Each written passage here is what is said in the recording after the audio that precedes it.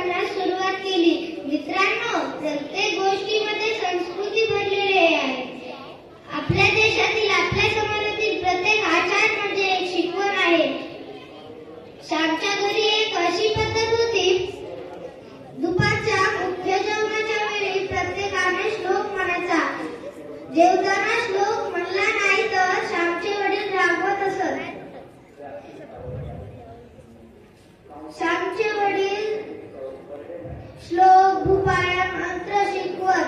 पहाट झाली की श्यामला उठून अंथरुणावर बसवून श्लोक शिकवताना मदत करत.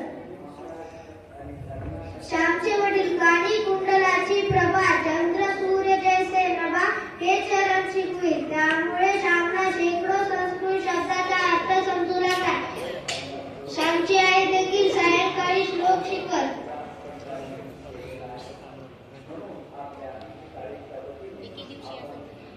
एके दिवशी गंगू अप्पाच्या घरी जेवणाचे आमंत्रण होते. श्यामचे वडील बाहेर गावी गेले होते, त्यामुळे श्यामला जेवायला जावे लागले. सर्वांनी श्लोक म्हणण्याचा सपाटा लावला होता. श्लोक म्हणणे म्हणजे सदासार्वभूषण समजले जाईल. सर्वजण श्यामला गोष्ट सांगण्याचा, श्लोक सांगण्याचा आग्रह केला, पण श्यामने श्लोक म्हणला नाही. सर्वांची जमणे झाली. सर्व मंडळी उठली. श्याम सुपारी वगैरे खात नसे. वडील फार रागवत. सुपारी खाली तर विद्यार्थ्याने सुपारी विडा खाऊ नये असे ते म्हणत. श्याम घरी आला.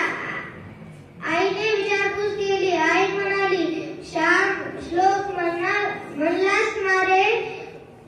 श्यामला प्रश्न पडला. श्यामला माहित होते एका खोट्यात दुसरे खोटे बोलावे लागते, पण श्याम आईस खोटे बोलला व हो म्हणाला.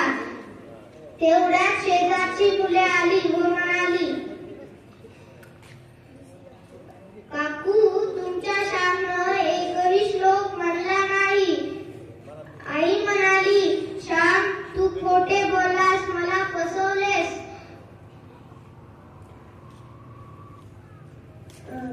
आई म्हणाली, देवाच्या पाया पड व म्हण, मी पुन्हा कधीही खोटे बोलणार नाही.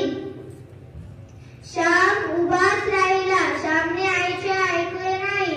आई म्हणाली, तुझ्या वडिलांना मी सांगेन, मग मार खावा लागेल. तरी पण श्याम उभाच राहिला. त्याला वाटले आई विसरून जाईल, आईचा राग कमी होईल. श्यामचे वडील गावाहून घरी परतले.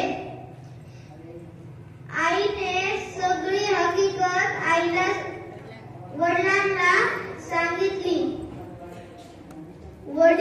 वडिलांचा राग पाहून श्याम घाबरला व रडत म्हणाला, मी कधीही खोटे बोलणार नाही.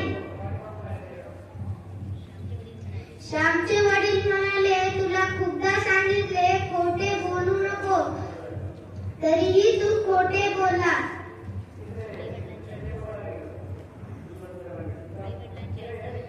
आई वडिलांचे ऐकेना. श्याम रडत आईजवळ गेला. आईच्या पायावर डोके ठेवले. त्याचे अश्रू आईच्या पायावर पडले. श्यामने आईची क्षमा मागितली. श्यामच्या आईचेही डोळे पाणावले. तिने